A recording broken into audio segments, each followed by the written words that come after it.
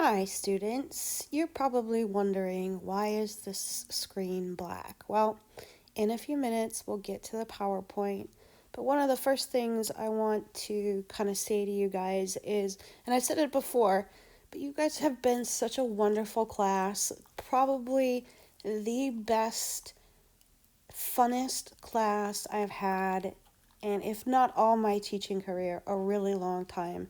And I really miss you guys.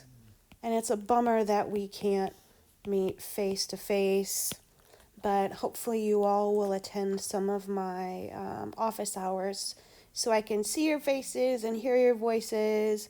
Please know that through all of this, I got your back. And I'm going to do everything I can to help get you guys through the remainder of the semester. Okay? So let's go ahead and resume learning about muscles. I want to let you know that this is an abbreviated lecture. I took out some content that I would normally have included just because of the circumstances that we're under. Okay? So this is going to be much abbreviated, which I'm sure you guys are like, hooray, this is amazing. So let's get to it. Here's a picture from your textbook that shows you some confusing things. It looks like cylinders inside cylinders inside cylinders inside cylinders. And if you have done some studying and you've tried to learn this, you may have found yourself getting really confused about the anatomy of skeletal muscles. How are skeletal muscles put together? And the reason that the graphic is confusing is that, yeah, we do have a bunch of cylindrical structures stacked together and then wrapped in another cylindrical structure, which is wrapped in another cylindrical structure. So I get it. I totally understand where you're coming from. And so I'm going to help you guys really understand how skeletal muscles come together. And we're going to learn how they come together all the way from the molecular level all the way up to the organ level. And we're just going to do it one step at a time. Remember, how do you eat that elephant? You eat that elephant just one bite at a time, okay? So I'm going to draw something here for you guys that'll help you kind of keep in mind which level of organization is which and what the name of the structures are at each level of organization. So we're going to start from smallest to largest. We're going to start with just the proteins that come together inside of a cell to make a slightly larger structure. And then we'll move all the way up step by step. So if we start, I'm going to see if I can do this without running out of space. Myosin and actin. Those are names of proteins that come together into an organized structure called a sarcomere. And many sarcomeres come together to make what we call a myofibril. And many myofibrils come together to make a muscle cell. Another name for a muscle cell could be a muscle fiber. So know that you'll see both of those terms used. Many muscle cells come together to make what we call a fascicle. And many fascicles come together to make what we call a muscle. So let's look at the different levels of organization. I'll write the names out here for you, or the terms. So myosin and actin are proteins, right? So this is the molecular level of organization. A sarcomere is also at the molecular level of organization. Myofibrils are organelles. A muscle cell, as the name implies, is at the cellular level of organization. And a muscle fascicle is the tissue level of organization, and a muscle is at the organ level of organization. Okay, so remember our hierarchy of organization. Cells come together to make tissues, tissues come together to make organs, but we're going to start way down here at the molecular level and gradually work our way up. We're essentially building a muscle from the molecular level on up. Okay, so I'll revisit this graphic at the end just as a summary. But let's go ahead and look at those two proteins. Again, the molecular level of organization. Now, the two main protein types, we'll start out with the first one first, myosin. That's a name of this protein right here that has this shape. It's got two parts to it. It's got what we call a tail and a head, but this is just the general shape of that myosin protein. It kind of looks like a golf club almost. And those myosin molecules come together into slightly larger structures that are pretty thick. So often these clusters of myosin molecules are referred to as thick filaments. In the picture up on the top left-hand corner, I'll just switch colors. This entire structure is the next level of organization that we're going to look at, but I want to point out to you where the myosin molecules are in this. So these purple lines that you see right there, those are many myosin molecules. If we move to the next slide, we'll learn about the next type of protein, and that's called actin. Actin molecules have a totally different shape, so let's go ahead and I'll use a black pen here. Actin has more of a spiral shape where it almost looks like two beads of pearls or two strings of pearls twisted around one another. That's what actin looks like. And I'm just going to erase those markings there here real quick. Wow, that takes a long time. Okay, so those pink or peach colored beads that you see there, those are the different parts of the actin molecule. The entire two strings wound around one another, that's an actin molecule. For right now, ignore that green string-like molecule, and also, for now, ignore these little other proteins, these little brown beaded proteins. The actin protein is the two pink strings wound around one another. So if we look over at the picture on the left, those actin proteins are represented here as those red lines. So essentially what you see is this alternating pattern of arrangement between myosin and actin, myosin and actin.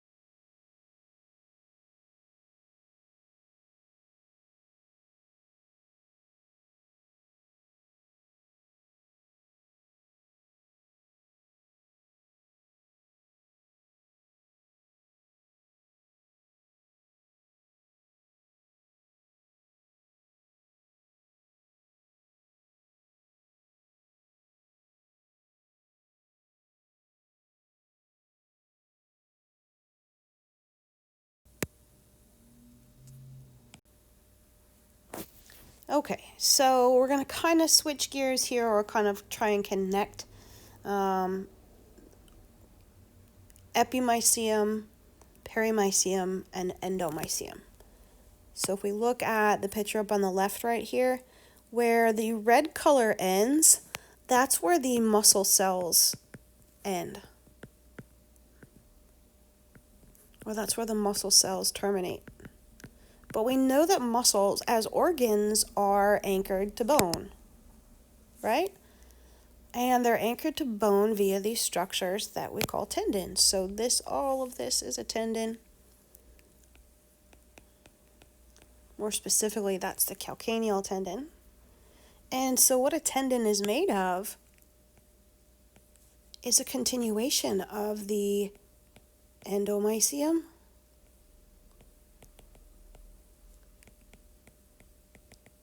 the perimysium, and the epimysium.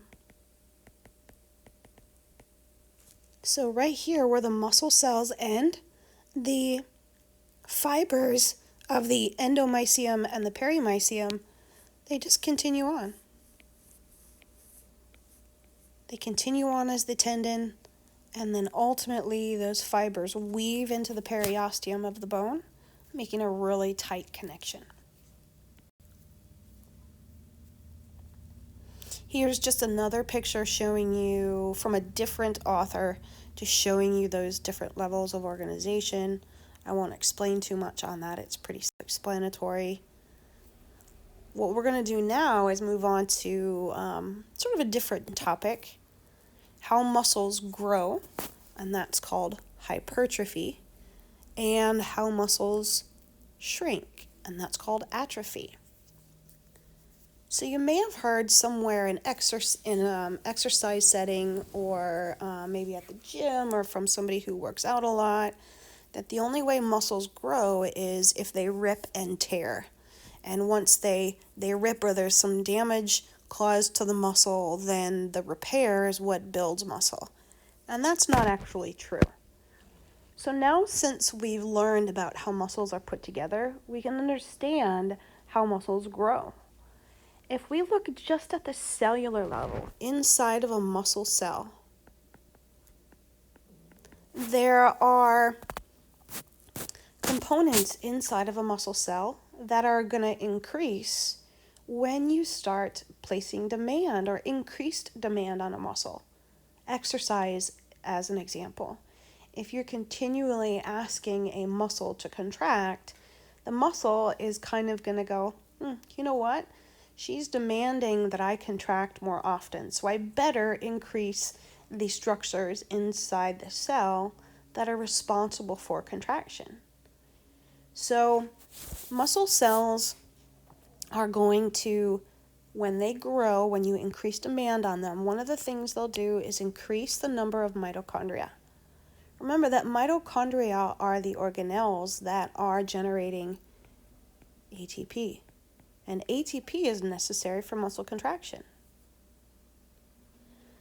ATP is created, and I'll just do it real quick here, is created by this process, that process of cellular respiration, where you have glucose in the presence of oxygen, and through that process of cellular respiration, you have some byproducts, carbon dioxide, water, some heat. But really what we're after, what our cells are after, are molecules of ATP.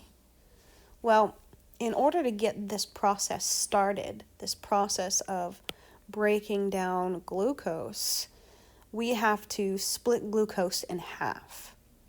And there are enzymes that are responsible for splitting glucose in half.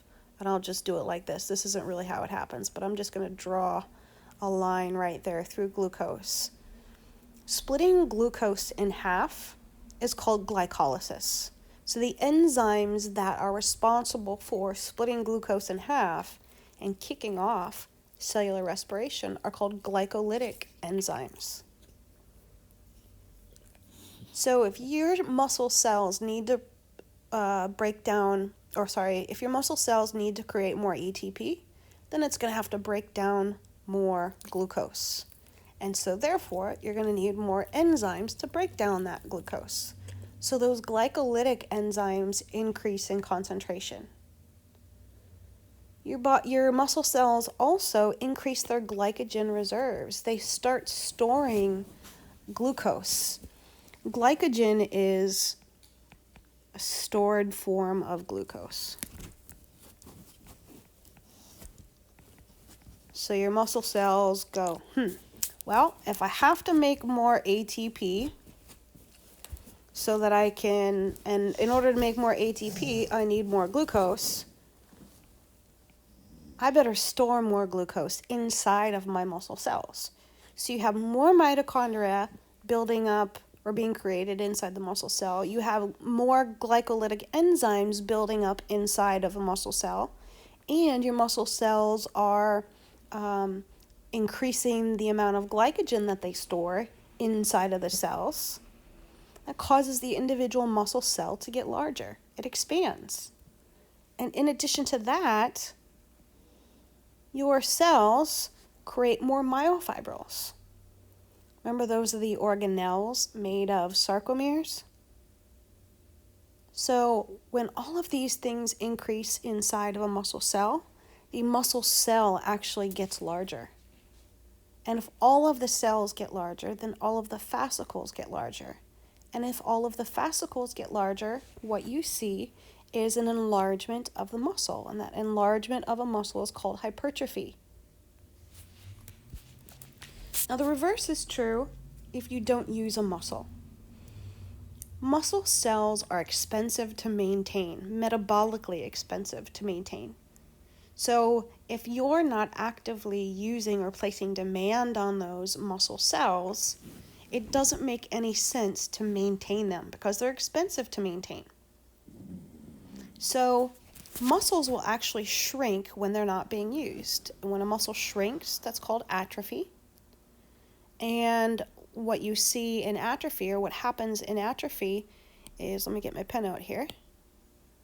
The number of mitochondria decreases, the amount of glycolytic enzymes decrease, glycogen reserves decrease, and therefore the myofibrils start to disappear. So when all of those things decrease, the individual muscle cell decreases in size. If all the cells decrease in size, the fascicles decrease in size, and if the fascicles decrease in size, you see a decrease in the size of the muscle itself. This is called atrophy.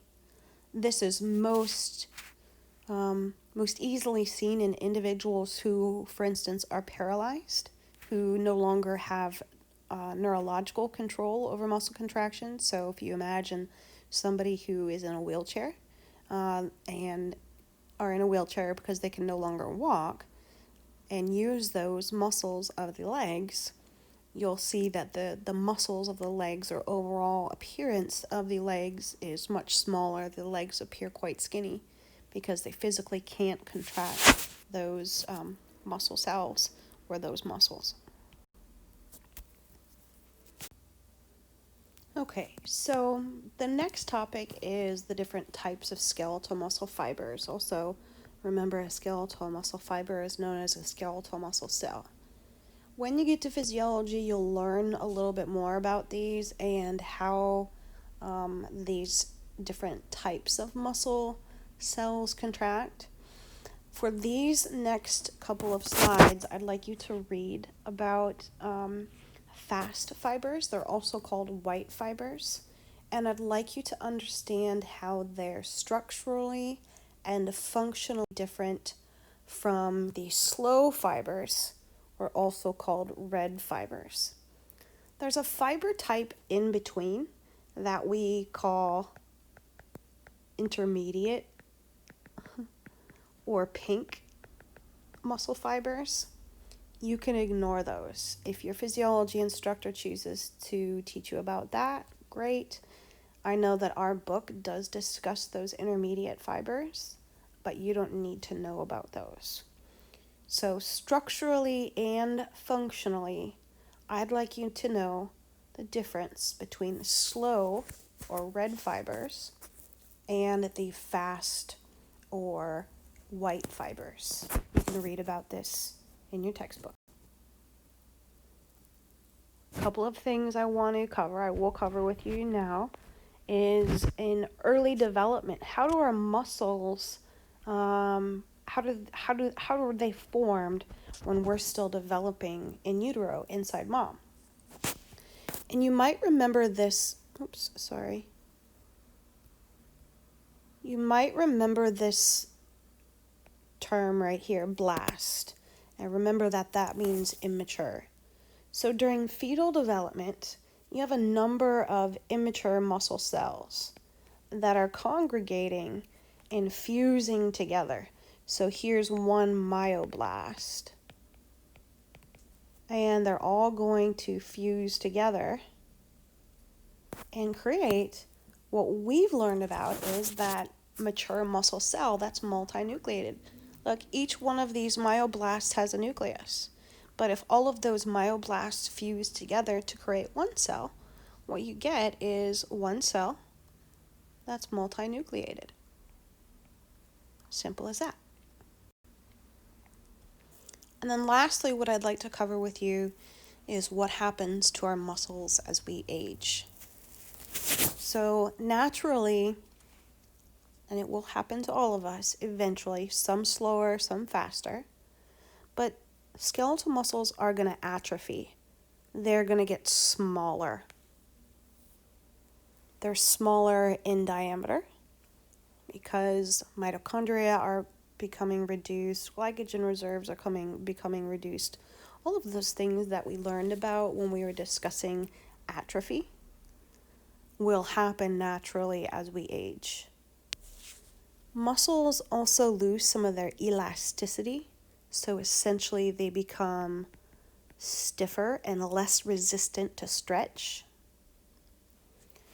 Because we lose as we age some of the components inside of a muscle cell, things like mitochondria and glycolytic enzymes, our tolerance for exercise decreases. And then also what happens is our ability to recover from muscular injuries decreases as well.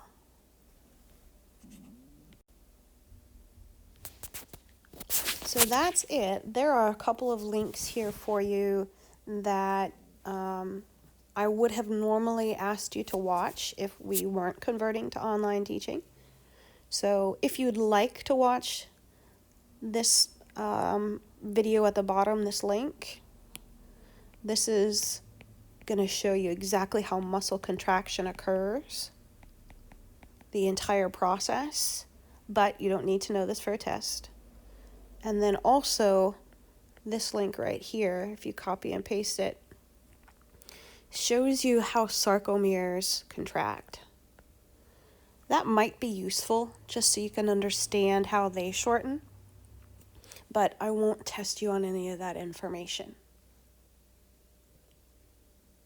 Okay, you guys, that's it. If you have any questions, please don't hesitate to reach out via email. I'll also soon let you know when we're going to have online office hours. All right, I hope you guys understand everything you need to know about muscles. They're pretty cool, and it's a bummer that we haven't had a chance, or not going to get a chance to cover everything that I'd like to cover, but hey, what are you going to do? It's a pandemic.